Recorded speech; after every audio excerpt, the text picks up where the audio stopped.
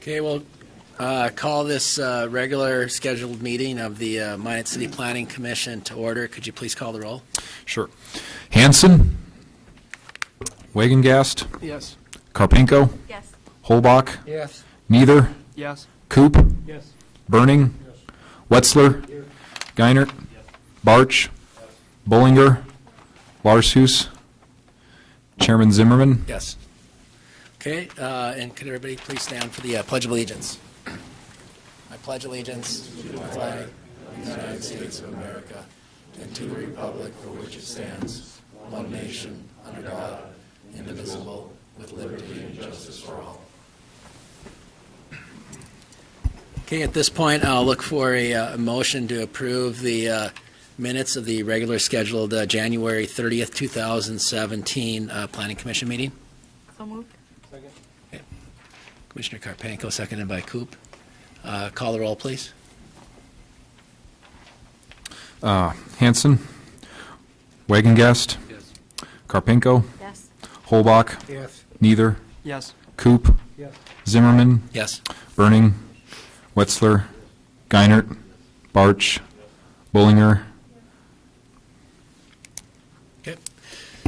Moving on, agenda item 1 has been withdrawn, so we're moving on to agenda item number 2, which is an application by Vegas Capital Funding, represented by Sean Weeks of Ackerman Estfold Engineering, to subdivide Highlands at North Hill, 2nd Edition, Block 3, lots 1A through 4B, Block 4, with the following descriptions that you'll see on your screen there. Also to change the zone from R4 Planned Residential District to R2 Two-Family Residential District, with a PUD, Planned Unit Development Overlay, on the proposed Highlands at North Hill, 3rd Edition, Block 6, lots 1 through 6, with the following descriptions after that. This property is located at the intersection of Granite Drive and Ivory Street Northwest. And with that introduction, could we please get staff comments and the recommendation, please, for this agenda item? Yes, sir. Thank you, Mr. Chairman. Lance Lang, Principal Planner. This project was withheld last month to meet with the applicant's representative to work out some details, and we appreciate that. It consists of a rezoning from our... Excuse me, Mr. Lang, is your microphone on? Is the light on there? I'm sorry. Thank you. I'll start over. Lance Lang, Principal Planner. This project was withheld last month in order to meet with the developer's representative to work out some details, and we appreciate that opportunity. This project consists of a rezoning from R4 to R2 PUD for the entire Highland development, which is 25 acres. It is in conformance with the future land use map, high-density residential. This project's been through Planning Commission a few times. It's always been a high-density development. There's also a plat associated with the north end of the development, 5.57 acres, 23 single-family homes and 6 duplexes, to be known as Highlands at North Hills 3rd. And as you probably know, a lot of the infrastructure is in place, the water, sewer, and pavement, and the owner's aware that the curb stops are going to need to be adjusted, pavement removal and replacement, and that will be coordinated with Public Works. Because of the density of the project, staff was keyed in on the open space and amenities that have been shown in the past. We worked with the developer's representative to get a better idea of exactly what those were and when they'd be installed. There's 1,100 lineal feet of 5-foot wide trail, 7 picnic tables, 7 barbecue grills, 24 trees that will be distributed throughout the open space. I think we have a graphic that shows that right there. The green shows the open space, the darker dots are the trees, and the pink ribbon is the trail. The darker red outlines 5.57 acres. The developers agreed to provide this completed for the enjoyment of the residents after 50% of the buildings are occupied in this phase. There's also on that drawing some darker lines along the street. Those represent 8-foot enhanced width sidewalks, with the idea that there'll be better connectivity and circulation through the subdivision to connect to the open space. The developer will provide those wider trails as well. Under the PUD, a complete submittal has been made with elevations of proposed buildings. There's 5 duplex options and 4 single families and some color palettes. The applicant is requesting smaller lots and a reduced rear yard setback based on that planned unit development approach. The units will have 2 or 3 car garages. The conditions that staff prepared, or 7 in total. Number 1, developer's agreement with the city of Minot is required to be approved and recorded before the plat can be recorded. Number 2, the information provided on the plans for the proposed open space areas and associated amenity package shall be made part of this agreement. Number 3, proposed building elevations depicting architectural style and construction materials, finishes, and colors shall be made a part of the PUD plan. Number 4, homeowners association must be created, recorded, and in place for the maintenance of all open space and stormwater management areas before the plat can be recorded. Number 5, all amenities for the open space areas, including the trail, picnic tables, grills, trees, and seating, shall be completed at such time as 50% of the homes are occupied by these houses in this subdivision. Number 6, new water and sewer services must be installed to the proposed lots at locations identified per city specs. The old water and sewer services must be removed back to the water and sewer mains and properly capped. And finally, number 7, the developer shall be responsible for installation of the 8-foot wide public sidewalks at all locations shown on the plat in coordination with engineering and public works departments of the city. And that concludes the staff report, unless you have any questions for me. Not at this time. Thank you, Mr. Lang. Is there anybody in the audience who'd like to speak on behalf of this proposal in favor of it? Please come forward. Good evening, Mr. Weeks. Good evening, Commissioners. Sean Weeks with Ackerman Esvold, representing the applicant. We are good with 6 of the conditions, but my client asked that we make a request in regard to condition 7. They would be happy to agree with constructing the 8-foot multi-use path around all of the common areas, but would like to have segments fronting individual lots constructed at the time of those lots being developed as it's currently handled. Much of the reason being that it's a significant capital outlay. There's about 4,300 lineal feet of that, and it may run as high as $350,000 to put all that multi-use path in, where you've got a resident population of maybe 20 people currently. So it's a matter of finances and a request to do it. I think in a reasonable way, it can still be accomplished. I think the part of the mechanism, it could be handled within the developer agreement. There will be an HOA to handle common area maintenance. Additionally, they're going to have a CC&R. There'll be codes, covenants, and restrictions. So I think we'd be happy, along with the applicant, to work with staff to nail down the details.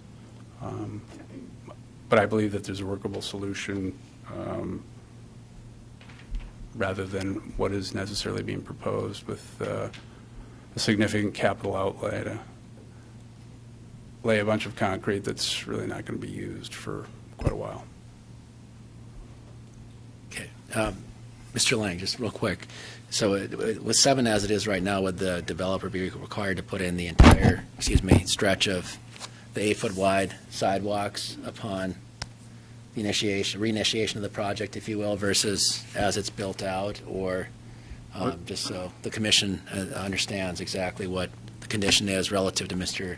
Weeks and the applicant's Well, I think inquiry here? the intent was to leave that somewhat open. That's why it says in coordination with the city engineering and public works department.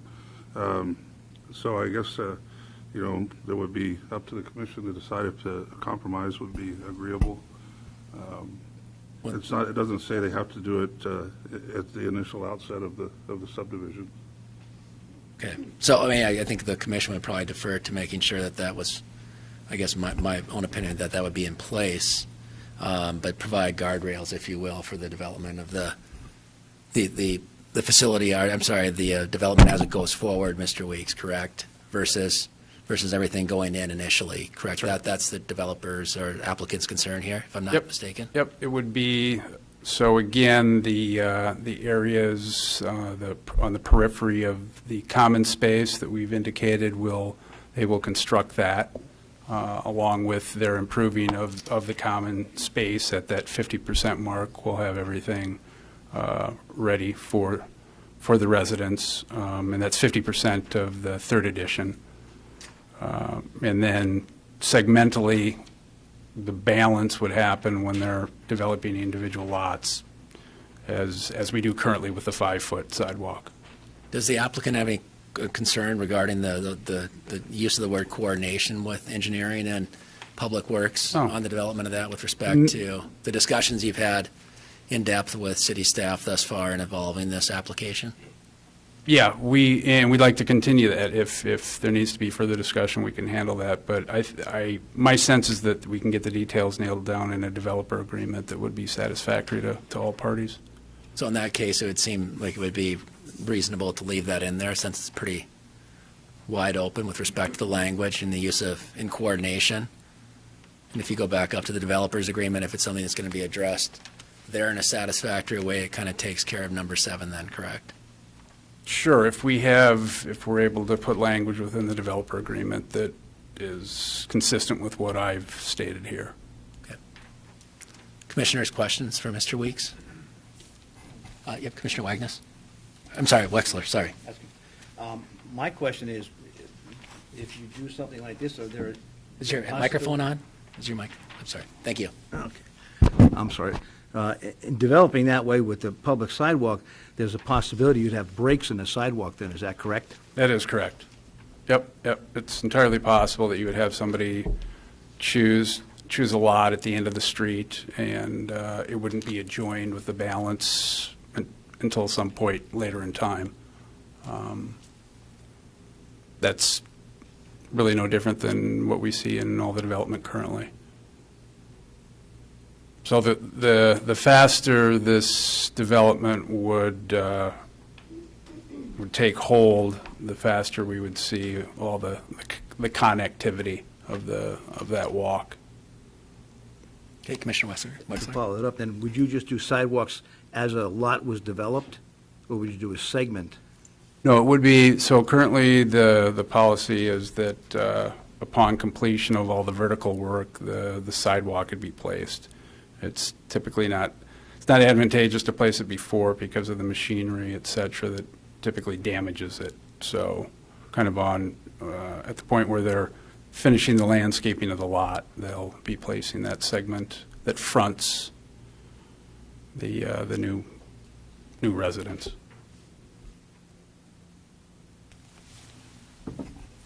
Commissioners, yes. Commissioner Wagnus. A quick Get your- question, so the developer would still be responsible for the 8-foot sidewalk, correct? The developer would be responsible for the 8-foot sidewalk that runs the periphery of the common areas. And then, at the point of purchase of the lot, they would disclose that the resident is going to be required to place an 8-foot wide sidewalk segment, as opposed to what we do currently, which is the 5-foot. So the cost ramifications are it's going to be about 60% more expensive than the 5-foot walk. But we're in the neighborhood of $3,500, something like that. So a pretty significant change from what was discussed here, or, what we see in front of us. That's a pretty significant change, correct? I was Mr. under the Lang? impression when we met that the developer was going to put it in. Was I mistaken? And then after that, they decided that they'd rather do it the way you're suggesting, or am I mistaken? No, I don't know that you're mistaken. I'm just, I think they emphasized, they took a deeper look at what the ramifications were, looked at some of the cost, and we're making the request to see if we can do it this way. We understand that there's amenitization values in doing this, so they realize that it improves the subdivision. They have no desire to not do it, but they would like the mechanism they would like in which to do it would be not the significant capital outlay. That's what we're seeing in the language in 7. So, Mr. Weeks, if I'm not mistaken, you're asking the commission tonight to strike the 7th condition, correct? From the developer's, your client's perspective. Or restructure the language on it. So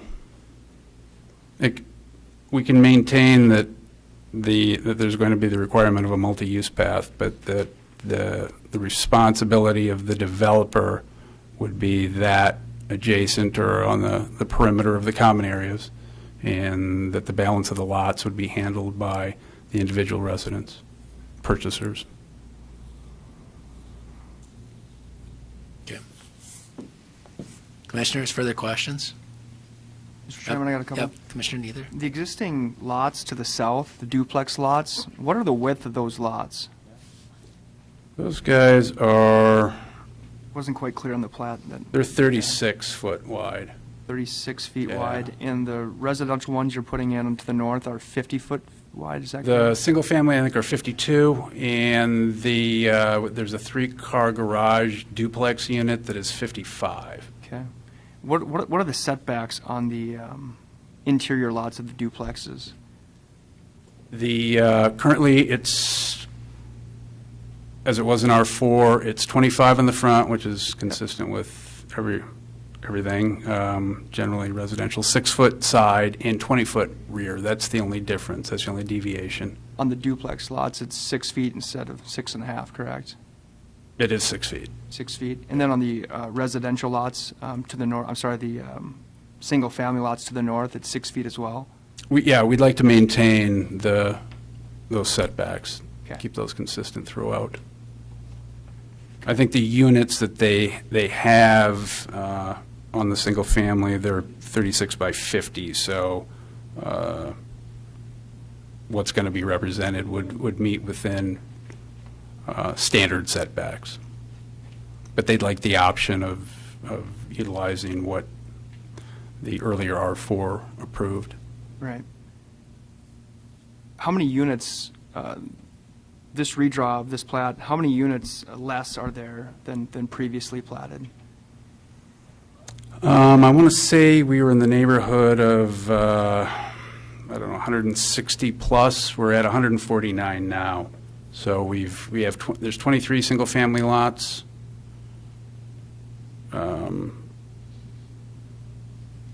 So I don't know the exact count previously. I don't, but there is a reduction that I can tell you. Close enough. Thank you. Yes, Commissioner Karpenko? Thank you. Sean, I just want to get back to the sidewalks just for a minute. So, not being a builder, perhaps those of you who are, can clarify for me, but if I were to build a single-family home, aren't I responsible for my sidewalks? So, in this PUD, I'm not sure where the tussle is then, why that's a big deal if they end up putting in the developer's agreement that the individual lot property owner is responsible for that segment of sidewalk, $3,500, I think you said? Yeah, that's based on like a 52-foot width, Sure. so But, I it's mean, going to that's vary. really no different than if I were building a single-family home, if I'm not mistaken. So perhaps the planning department can clarify a little bit for me. It doesn't sound to me like you're disputing the agreement to go ahead and do the perimeter and the public park space, but you're simply asking for those who purchase lots to pay for the sidewalk that goes in front of their lots. Do I get that? That's correct. Much better said than apparently I was doing. So that's exactly the story right there. Yeah, I think that we'll defer to staff with respect to the conversations they've had with the developer already on this and why it may be a concern to them, so. Mr. Well, Lang? the issue is a cost issue, as I understand it, because the 8-foot width obviously is more expensive than the 5-foot width. And in our discussions at the staff level with Mr. Weeks, we talked about this concept, and he went back to the developers, and is my understanding, and they were okay with it. And my understanding was that they would get the 8-foot walks installed. So this is a little bit of a departure from what my understanding was. It would follow typically the way that we do things, except that the sidewalk would be wider for each lot when it was installed, 8-foot instead of 5-foot. Robert? I just want to add. Oh, Yeah, excuse please, me. thank you. I particularly don't have a problem, given that that's the practice when we build a single-family home. The homeowners provide a sidewalk. It's just a question of the timing, and as Sean said, if you get kind of spotty development, throughout the subdivision, then there's a likelihood that you'll have this uneven string of sidewalks. So I think we need to just work on how we phase the sidewalks in over time. And we have some language where the subject area that we're considering, we're saying that 50% of the development add these amenities. So maybe we can think of something similar. And I hear what Sean is saying. He's saying that they'll provide sidewalks for the public areas and where the amenities are, which I think is fair, and allow the landowners to put their sidewalks in as part of their purchase price of the home. But the question is, how do we phase that? And I think that's what's going to be the subject of our next discussion. I don't know, Sean, do you agree? Yeah, I think they would be open to that discussion. Yeah, I was going to say to Mr. Weeks and then Mr. Davis's points, and Mr. Lang's here, it would seem to me that number 7, the condition 7 is pretty flexible, and it sounds like staff might have been caught a little bit off guard with this pivot, but at the same time seems willing to work within the coordination element of number 7, such that it might make sense to keep that in there and work through that. Again, with just hearing the discussion tonight, but I'll leave it to the commissioners at the time of making a motion. But commissioners, any other questions from Mr. Weeks at this time? Yes, Mr. Commissioner Gunner? Okay, please, yeah, you can direct it to the staff Has as there well. been any thought to spot zoning in this situation? An example would be as if there's lots laying all over Minot right now, and I see an opportunity to go buy 10 in a row, and I look at this square footage and say, well, you know what, I can change this to a PUD. I can do 12 lots. You know, are we setting a precedence now that opens up multiple lots in developments to be changed to a PUD in this situation? Did that make sense? Mr. Davis, I think I know what you're going to. Well, I'm Please, sorry, no, through the please chair. respond. Ideally, we have a number of potential situations like this all over the city where we have Right. 50-foot lots or less than 50-foot lots, and we have the B-zone districts and the R4 that allows these tight, very dense single residential development, and we're trying to get away from that. So we look for opportunities as was here, where we could actually use a PUD approach. That's why you see the amenities and the green space and the walking path and so forth. And so yes, we want to try to convert the R4s and the RB districts into something more of a PUD. So you may end up seeing more of that, because the other option would be for the developer to go back and just replat the entire subdivision.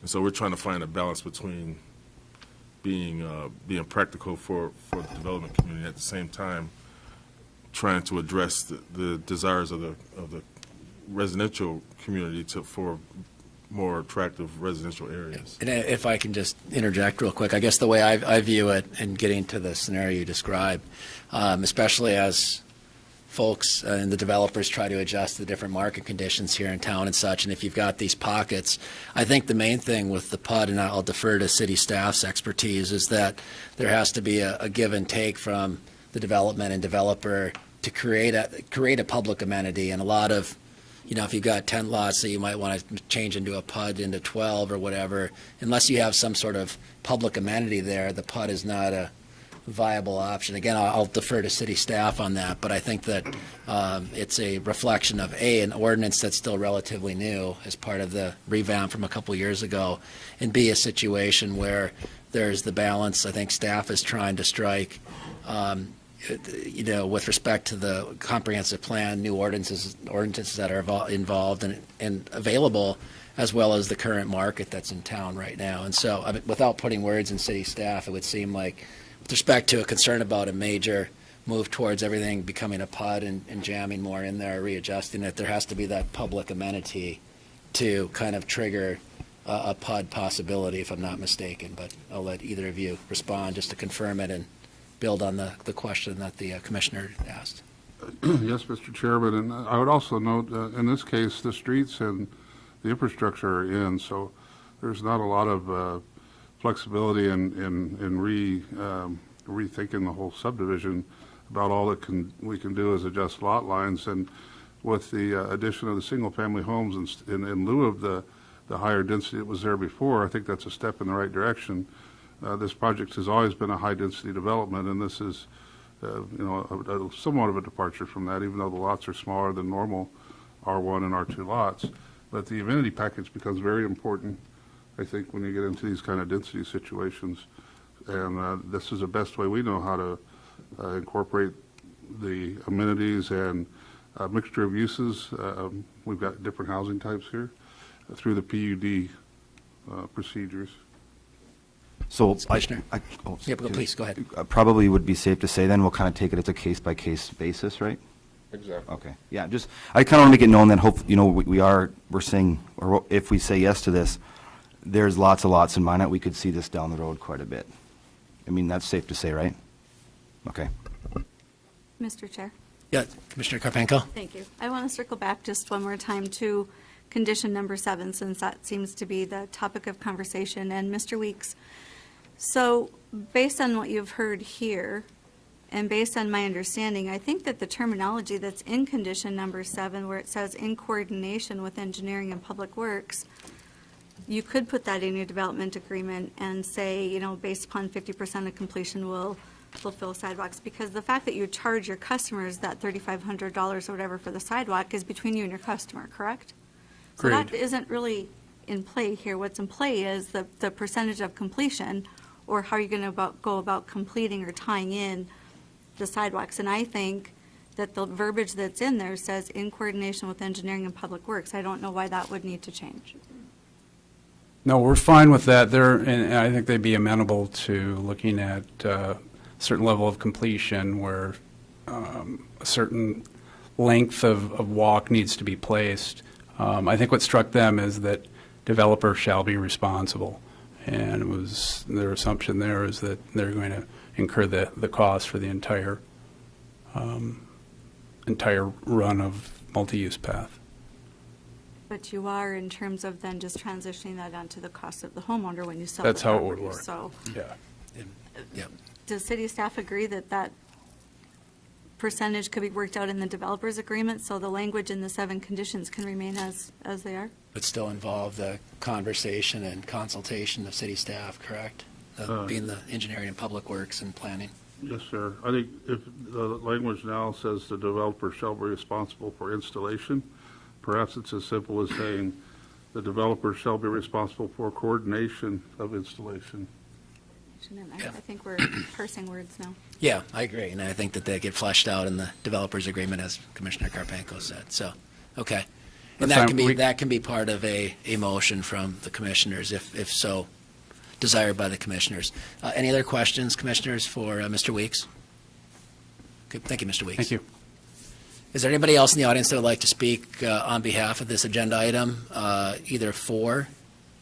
Okay, if no one else would like to speak for it, against this agenda item, please come forward. Okay, seeing no one else coming forward, we'll close the public comment session of this agenda item, and I'll turn it over to the commissioners for a motion, please. I'll make a motion. I Please. move to approve with findings of facts based on conditions for approval, adding to condition number 7, based on agreement of percentage of completion. Words as it is, and then the sidewalk based on percentage of completion. So it syncs up with, well, I'll go, do we have a second? We've got a motion. I'll second it. Okay, Commissioner Wagner. Okay, discussion. So essentially, it would be a motion, the 50% that's noted in number 5 would be part of number 7 as well? Nope, just a percentage of completion of the entire project, and that can be worked out in coordination with engineering and public works. Okay. Further discussion? Okay. Got a motion and a second. Please call the roll. Wagonist, Yes. Karpenko, Yes. Holbach, Yes. Neither, Yes. Coop, Yes. Burning, Yes. Wetzler, Yes. Geinert, Yes. Barch, Bullinger. Zimmerman, Yes. Okay, motion is approved. Moving on to agenda item number 3, this is an application by J. Lundeen, TJR LLC, represented by Michael Oakleaf of Height Construction, to change the zone from agricultural district to C2 general commercial district on Jack's third edition, the south 323.95 feet of lot 6 and all of lot 8 for the purpose of accommodating an auto body business. Also to amend the future land use plan from low-density residential, public, semi-public, to industrial, to commercial on Jack's third edition of the similar description. This property is located at 36th Avenue, Northwest. And with that introduction, I'll turn it over to city staff for comments and staff recommendations, please. Thank you, Mr. Chairman. This is a rezoning from agricultural to C2 general commercial, and that rezoning causes consideration of the future land use map, which at this point in time is shown split into 3 different categories for this 13.74 acre tract: low-density residential, public, semi-public, and industrial, none of which really makes sense with the commercial zoning that's being applied for. So the future land use map would need to be amended to commercial. As I said, it's 13.74 acres. The owner has future plans for perhaps subdividing the property, but at this time, just the rezoning is before you today. There is an existing building on the site that the owner would like to use for a sandblasting operation, and automobile repair shops / major is a permitted use in C2, which would cover that if he wants to proceed with that. And in the future, he's talked about dividing it into a couple of different tracts. Staff did meet with him to discuss on the western end, Ramstead School is nearby, as well as some residential development and perhaps a less intensive commercial. But at the end of our discussion, we decided C2 would be appropriate along the 36th Avenue, is going to carry quite a bit of traffic. And hopefully the types of uses that will be on that western end will be residential and school friendly. And as you go back towards Broadway, the other way, the more intensive commercial uses such as a sandblasting operation could take place. There were 2 letters of opposition received. I don't know if those people are here, but basically they talked about how they like the trees that are there. This is an old tree farm, a lot of trees and a large remaining parcel of open space. Unfortunately, the city doesn't own any of this property. The Minot Parks District doesn't own any of it. It's privately owned. And so at this time, the developers or the owner is requesting the commercial zoning. The only condition, staff did recommend approval, but the only condition is based on the use of the sandblasting.